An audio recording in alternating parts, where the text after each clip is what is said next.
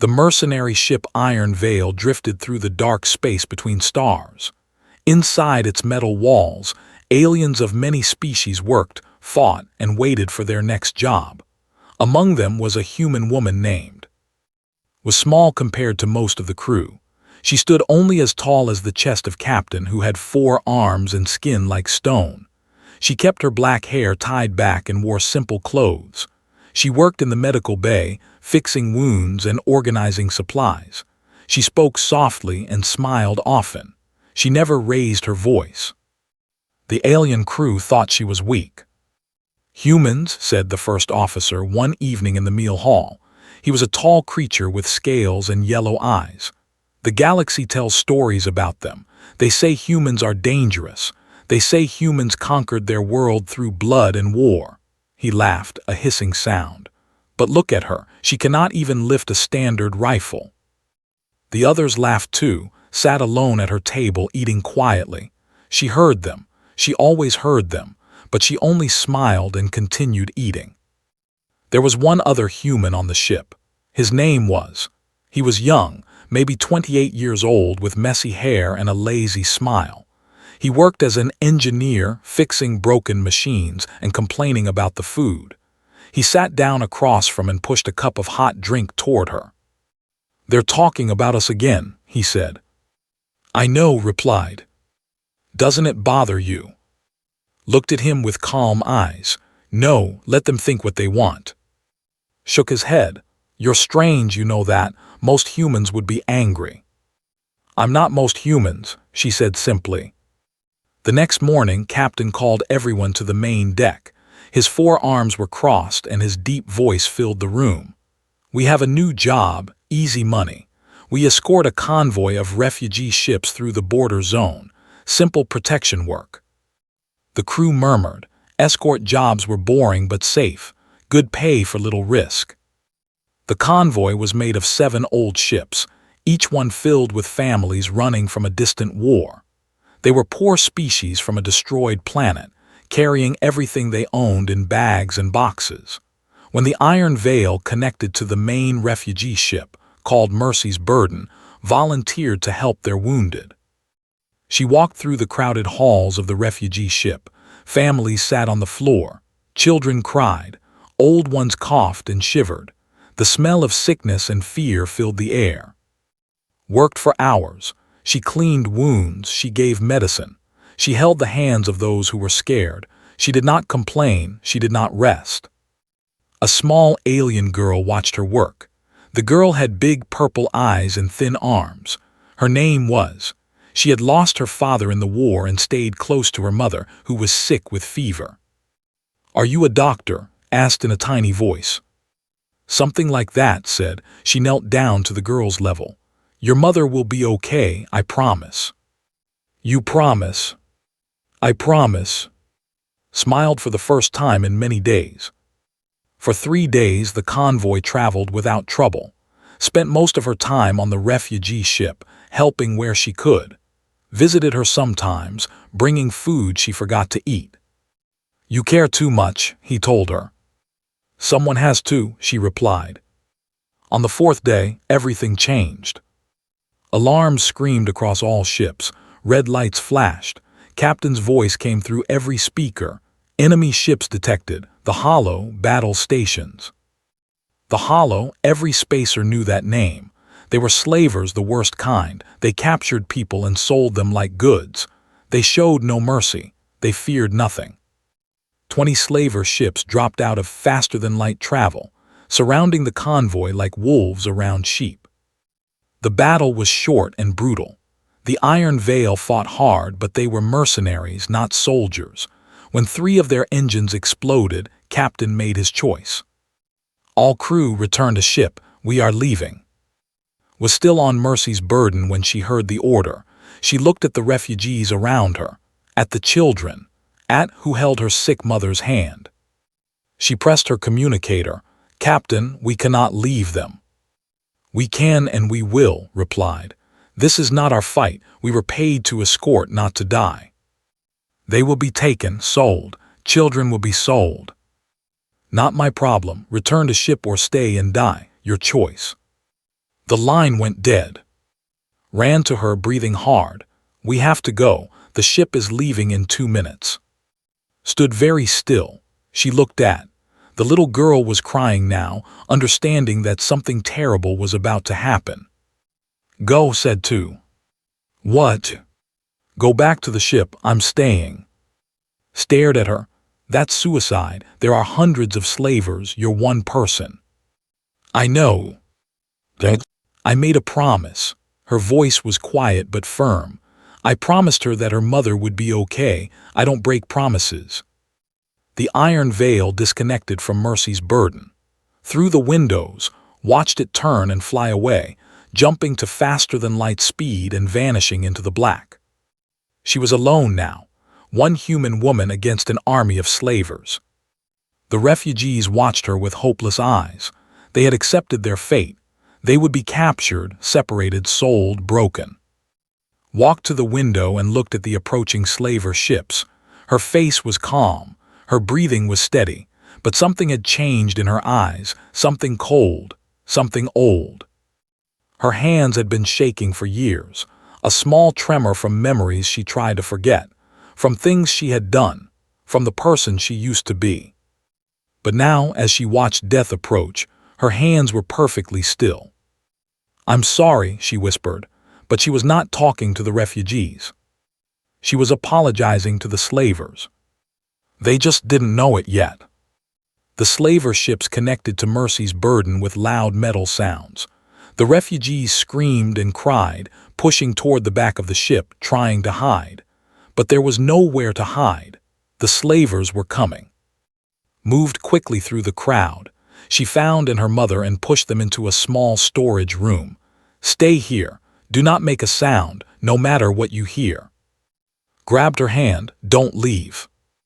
I'll come back for you." Touched the girl's face gently. "I promise." She closed the door and turned around. Her heart was beating fast, but her face showed nothing. She had learned long ago how to hide her feelings. It was the first thing they taught her, back in the old days, back when she was someone else. A hand grabbed her shoulder. She spun around, ready to fight, but stopped when she saw his face. "You're still here," she said, surprised. "Of course I'm still here." He looked annoyed. "Did you really think I would leave you alone? You should have gone." "Probably, but I'm not smart." He pulled out a small pistol from his jacket. "I grabbed this from a guard who ran away. It's not much, but it's something." Almost smiled, almost "thank you." The main doors exploded open. Slavers poured into the ship like water through a broken wall. They were ugly creatures, different species working together for money and cruelty. They carried weapons and chains. They laughed as they grabbed refugees, separating families, kicking those who resisted. And hid among the crowd, pretending to be refugees. They watched, they waited. A large slaver with skin and small eyes walked through the hall. He wore a captain's mark on his chest. His name was, and he was known across the sector for his cruelty. He looked at the refugees like a farmer looks at animals. "Good cargo," he said to his soldiers. "Young ones sell best. Separate them from parents." The soldiers obeyed. Children were torn from their mothers' arms. The screaming was terrible. Watched with empty eyes as a soldier grabbed a small boy and threw him into a cage. Then she saw them take. 2 soldiers had found the storage room. They dragged out while her sick mother tried to fight them. One soldier hit the mother and she fell to the ground, not moving. "Mama!" screamed, "Mama!" Something inside broke. Or maybe something woke up. Noticed her standing still while everyone else moved and cried. He walked toward her, interested. "You," he said, "you are different. What species?" "Human," replied. Her voice was flat. His eyes went wide, then he laughed. A deep, ugly laugh. "Human, I have heard stories about your kind, dangerous warriors, they say, monsters in human skin." He looked her up and down. "But you are small, weak. The stories are lies." "Maybe," said. "Human females sell for high prices to certain buyers." He smiled, showing broken teeth. "Brand her, Mark her as premium." A soldier brought a hot metal rod. The end glowed orange with heat. He pressed it against his arm. The pain was terrible. The smell of burning skin filled the air. The refugees looked away, unable to watch, but did not scream. She smiled. Smile faded. There was something wrong with this human, something in her eyes that made him feel cold. Moved. Her hand shot up and grabbed his wrist. She twisted it and bones cracked. Before he could scream, she took the knife from his belt and pushed it into his throat. He fell, choking on his own blood. She took his gun from his holster and shot the soldier with the branding iron, then the next soldier, then the next. Everything happened in seconds. The slavers didn't understand what was happening. This small woman, this weak human, was killing them like they were nothing. Watched with his mouth open. He had known for 2 years. He thought he knew her. But this person, this thing moving through the slavers like death itself, was someone he had never seen before. Moved through the ship, room by room, hall by hall. She did not run, she walked, calm, steady. Her gun clicked empty, so she took another from a dead slaver. That one clicked empty too. She found a blade. The blade worked just as well. She found in a cage with other children. She broke the lock and lifted the crying girl into her arms. "I told you I would come back," she said softly. "You're covered in blood," whispered. "It's not mine." She carried back to her mother, who was awake now, crying with relief. Checked the mother's wounds and gave her medicine from her pocket. Found her there, sitting with the family, her hands red and her face calm. He said quietly, "What are you?" She was silent for a long moment, then she spoke. "I used to work for a special group on Earth, Directive 17. We did things that regular soldiers couldn't do. We went to places that didn't exist. We killed people who were never born." Her voice was tired. "I was good at it, too good, so I left. I became a medic to save lives instead of taking them." "But you never forgot how." "You don't forget, you just push it down, you hide it, you hope it stays hidden." She looked at her bloody hands. "It doesn't always stay hidden." Sat down beside her. "So what do we do now?" Stood up. She walked to the main communication system of the ship. She pressed the button that would send her voice to every ship in the area, including the slaver fleet. "This is a message for the Hollow," she said. Her voice was calm, almost polite. "I am on the refugee ship Mercy's Burden. Your captain is dead, so are 43 of your soldiers. You have 6 hours to return every refugee you have taken, every single one. If you do not, I will find you, and I will not be polite." She turned off the communicator. Stared at her. "You just declared war on the biggest slaver group in the sector." "Yes." "There are thousands of them." "Yes." "And there's one of you." Looked at him with eyes that had seen too much death and were ready to see more. "One is enough." Far away, on a dark space station called, the leaders of the Hollow received the message. They sat in a great hall filled with weapons and gold stolen from 100 worlds. At the head of the table sat Warlord, the master of the Hollow. Was old and cruel.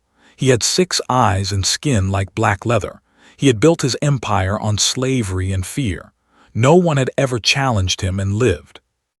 When he heard his message, he laughed until tears ran from his many eyes. "One human female killed," he said. "Was a fool, but not that much of a fool. This is a trick." "The ship cameras show the truth, my lord," said one of his officers, a nervous creature with too many legs. "She killed 43 soldiers alone. She moved like nothing we have seen before." Stopped laughing. He watched the camera footage. He saw the small woman walk through his soldiers like a ghost. He saw her face. Calm, empty, not angry, not scared, just nothing. For a moment he felt something cold in his chest. Then he pushed it away. "Send 3 hunter squads," he ordered. "Bring me her head, and bring the refugees. I want to sell them myself." 3 ships full of the best killers in the Hollow flew, toward Mercy's burden. On the refugee ship, prepared for war. She moved through the ship, checking every door, every window, every weak point. She found weapons from the dead slavers and gave them to refugees who knew how to use them. Not many did. "Most of us are farmers," said an old refugee with tired eyes. "We don't know how to fight." "Then hide," said gently. "Protect the children, leave the fighting to me." The old one looked at her with wonder. "Why do you do this? You could have run, you could have saved yourself." Thought about the question. Why did she stay? She had spent years trying to be quiet, trying to be peaceful, trying to forget who she was. "Because someone has to," she finally said. "Because if good people do nothing, bad people win." Worked beside her, setting traps and blocking doors. He talked too much like always, making jokes to hide his fear. "You know we're probably going to die, right?" he said. "Probably," agreed. "Just checking." He paused. "If we do die, I want you to know something." "What?" "You make terrible soup. That thing you made last month was the worst thing I ever tasted." Almost laughed, almost. "I know I put too much salt." "Too much everything." "If we survive, I'll make you better soup." "Promise." "Promise." The hunter squads arrived at night. 3 ships, 60 soldiers, the best killers the Hollow had. They approached the refugee ship with confidence. After all, they were 60. She was 1. They cut through the main door and entered the ship. They never came out. Had turned the ship into a trap. Doors that opened into dead ends. Dark halls where she waited with a blade. Refugees who screamed to draw soldiers into kill zones. She fought like water, flowing from one place to another, never staying still. She used the ship against them, dropping heavy containers on groups of soldiers, opening airlocks at the right moment, cutting power to trap them in darkness. The soldiers had never fought anything like her. They shot at shadows. They killed each other by accident. They begged for help on their radios and no help came. When the sun came up over the distant star, it was over. 60 soldiers had entered the ship. None remained alive. But was not untouched. She had wounds on her arms, her legs, her face. She had lost blood. She leaned against a wall, breathing hard, her body screaming with pain. Found her there. He was unhurt mostly. He had guarded the refugee hold and shot anyone who got close, but his eyes were wide with shock. 60, he said. You killed 60. I counted 57, she replied. Some might have been yours. He knelt beside her, wrapping cloth around her bleeding arm. This can't go on. You're not a machine, you're human. I know, she closed her eyes. I'm tired, so tired. A small voice came from nearby. Is the fighting over? Stood in the doorway holding a blanket. Her purple eyes were wide but not scared.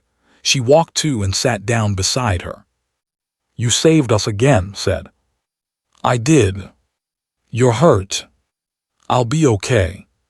Thought for a moment, then she put her small hand on his bloody hand. When I grow up, I want to be like you. His heart broke a little.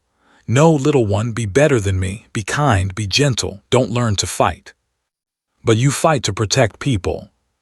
Yes, but I wish I didn't have to. They sat together in silence as the refugee ship drifted through space. Somewhere far away, Warlord received news that his hunters were dead, all of them, by one woman. He sent more, they did not return. He sent more, same result. Stories began to spread. The pale surgeon, they called her, a ghost who could not be killed, a demon in human form. Soldiers refused to go near her. Slavers changed their routes to avoid the sector. On the Iron Veil, now many light years away, Captain heard the stories. He thought about the quiet woman who had worked in his medical bay, the one his crew had mocked, the one he had left to die. He felt something strange. Was it regret? Was it fear? He didn't know, but he ordered his ship to turn around. Something told him this was not over yet. Days passed on the refugee ship, healed slowly. Her body was covered in scars now, new wounds over old ones. She spent her time in the medical bay treating refugees and trying to rest, but rest did not come easily. When she closed her eyes, she saw the faces of those she had killed, not just the slavers, everyone, every life she had taken going back years and years. Watched her with worried eyes. "You don't sleep," he said one morning. "I sleep." Sitting up with your eyes half open is not sleeping. "It's close enough." Shook his head. "You're falling apart, you can't keep doing this alone." She looked at him with tired eyes. "I'm not alone, you're here." "I'm just an engineer, I fix machines, I'm not," he waved his hand at her. "Whatever you are. You're my friend, that's enough." The words made go quiet. He had never heard call anyone a friend before. A message came through the ship's communication system. A familiar voice, deep and rumbling. "Captain. This is the Iron Veil calling Mercy's Burden. We are returning to your position. Do not shoot us." Press the response button. "Why are you coming back?" There was a pause. "I made a mistake leaving you. I am here to fix it." "That's not an answer." Another pause, longer this time. "The stories reached us. What you did, what you are, I did not know, none of us knew." His voice became quieter. "You deserve better than what I gave you." Thought about his words. She wanted to be angry. She wanted to hate him for leaving. But she was too tired for hate. "I need medical supplies," she said. "Is hurt. Several refugees are still sick. Can you bring what we need?" "Yes. And I need you to escort these refugees to safety, to a Federation station where they can start new lives. Can you do that?" "Yes. If you do these things, I will consider us even." "Understood." The Iron Veil arrived 2 days later. When the crew came aboard Mercy's Burden, they were different. Gone were the mocking smiles, the cruel jokes about weak humans. They walked through the ship and saw the bodies had not yet moved. They saw the bullet holes, the blood stains, the signs of battle everywhere. The first officer who had laughed at in the meal hall stood frozen in the main corridor. He counted the bodies. He lost count at 70. "One woman," he whispered. "One woman did all this." He found in the medical bay, treating a refugee child's broken arm. She looked up at him with calm eyes. "First officer," she said politely, "welcome aboard." He didn't know what to say. He just stood there, looking at her like she was something from a nightmare. "You can help carry supplies," continued. "The medical boxes are heavy." Nodded and walked away quickly, grateful for something to do that did not involve looking at her. Captain came to see her himself. He was huge, filling the doorway with his four-armed body, but somehow he seemed smaller than before. "I have heard the full reports," he said. "Over 100 soldiers, alone, this is difficult to believe." "I had help," said, "fought beside me. The refugees helped where they could." "Still, this is beyond anything I have seen." He paused. "Warlord has placed a bounty on your head, 50 million credits. Every mercenary in the sector is looking for you. Let them look.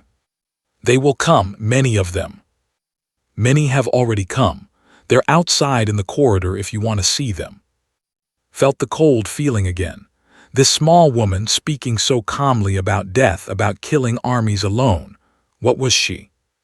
"What will you do now?" he asked. Finished wrapping the child's arm and sent her back to her mother. Then she stood up and faced.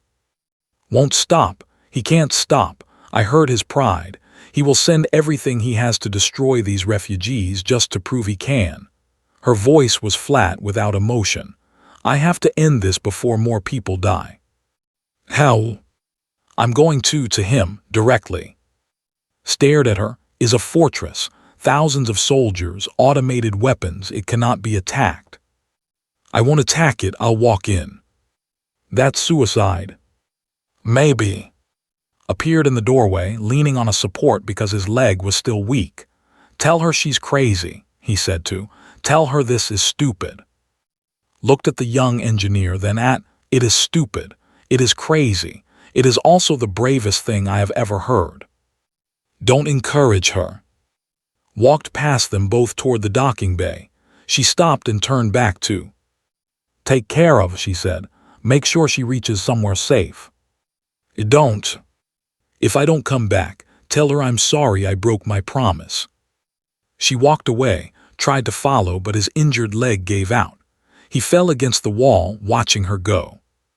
He shouted, "Please." She didn't turn around.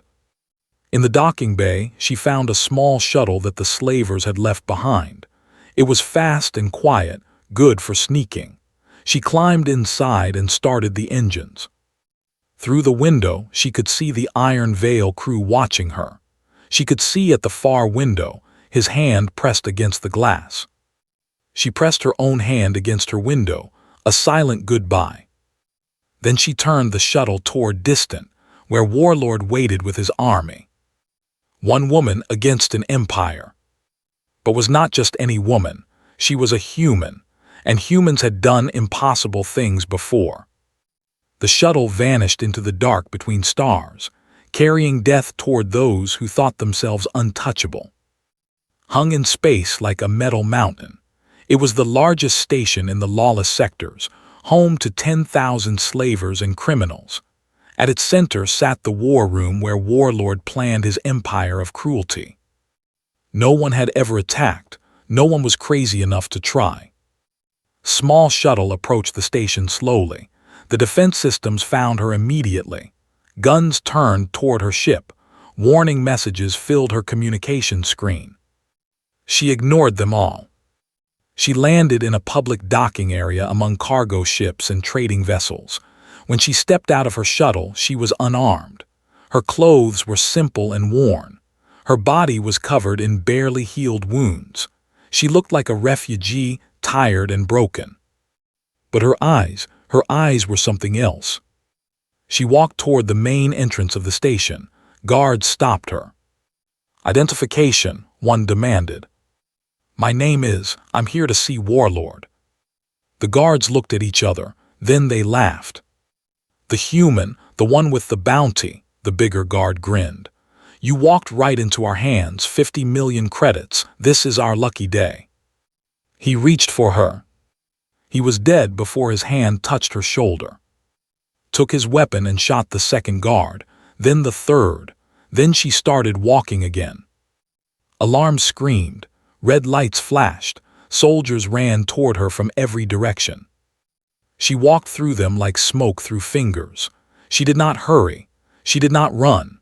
She just walked, and anyone who came close to her fell down and did not get up again. Word spread through the station like fire. The pale surgeon was here. She was inside. She was coming. Some soldiers ran toward her to fight. They died. Some soldiers ran away to hide. Smart choice. Followed the main corridor toward the center of the station. She passed markets where slaves were sold. She passed prisons where captives cried. She passed everything that made the hollow what it was. She did not stop. Not yet. She had one target. The war room doors were massive, made of metal thick enough to stop a bomb. 12 elite guards stood before them, the best warriors owned. They wore heavy armor and carried weapons that could destroy vehicles. Stopped in front of them. She was covered in blood.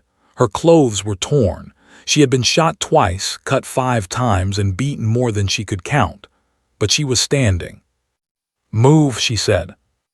The lead guard, a giant creature with 4 arms but bigger, stepped forward. "You're barely alive, human. You can't defeat us all." "Maybe not." Looked at him with eyes that held no fear, no doubt, nothing but cold purpose. "But most of you will die finding out. Is that worth it, for a warlord who sells children?" The guards looked at each other. They had heard what she did. They had seen the bodies she left behind.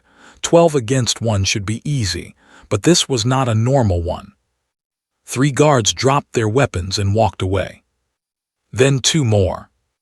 Then another. The lead guard watched his team disappear. His 4 hands trembled slightly. Finally, he too dropped his weapon. "I never liked this job anyway," he said and walked away.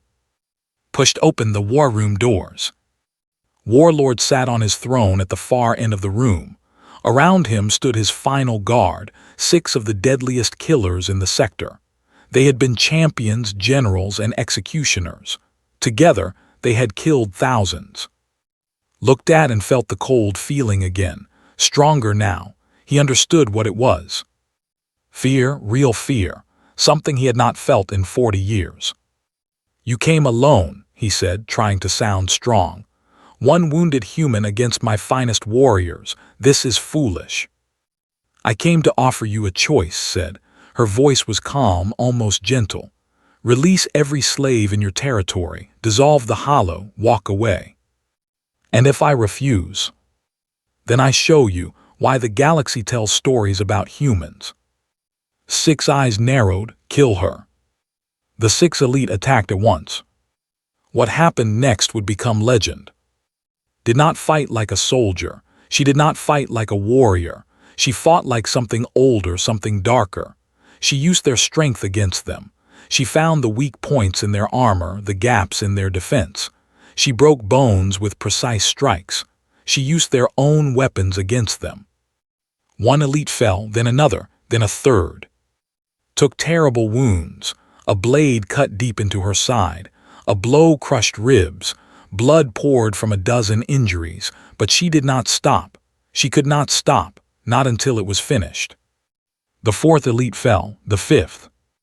The last one, a famous killer named the Red Shadow, faced her alone. He was fresh, unhurt. She was barely standing. He swung his blade in a perfect arc. Stepped inside the swing, so close she could feel his breath. She looked into his eyes and saw his fear. "You should have walked away," she said. He fell. Sat frozen on his throne. His army was defeated. His champions were dead. A dying human woman stood before him, blood dripping from her fingers. The broadcast system said, pointing to the console beside his throne, "Use it." "I would rather die."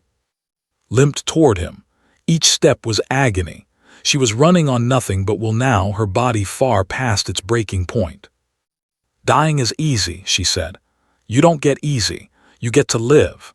You get to live knowing that one human, one wounded woman walked into your fortress and took everything from you."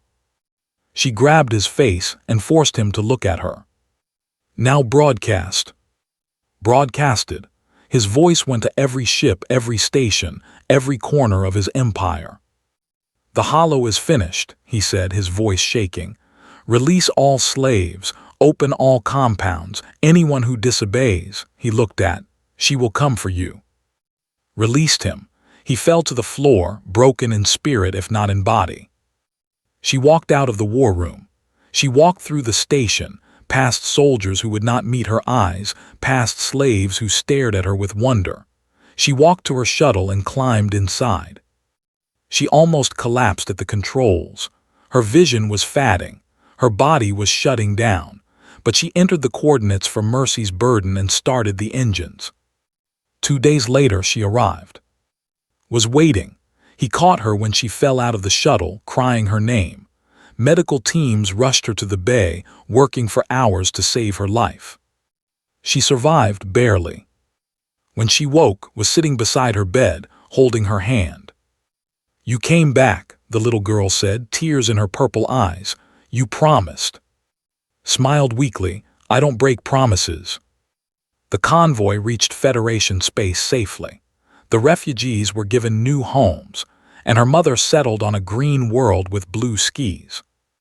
The hollow collapsed within weeks. Without fear to hold them together, they scattered like dust in solar wind. And stories spread. Stories about a human woman who walked alone into a fortress and broke an empire with nothing but her will. Found one night in the medical bay of the Iron Veil, organizing supplies like always. Her wounds had healed into new scars among old ones. "I have to know," he said, "are all humans like you?" Stopped working. She thought about Earth, about children playing in parks, about artists painting beauty, about families eating dinner together, about all the small, quiet, peaceful moments that made humanity human. "No," she said, "most of us just want to live in peace. We want to love, to create, to watch our children grow." She looked at with eyes that had seen hell and come back. "But when you take that away from us, when you hurt the people we protect, when you force us to become what we fear." She leaned close to him. For just a moment he saw what the slavers had seen. What had seen? Something ancient and terrible and beautiful. There is nothing in this universe more dangerous than a human with nothing left to lose. Left without another word, he never mocked humans again. And across the lawless sectors, in dark stations and hidden ships, a new saying spread among criminals and slavers and all who lived by cruelty. Pray you never see a human truly furious, because by then prayers are all you have left.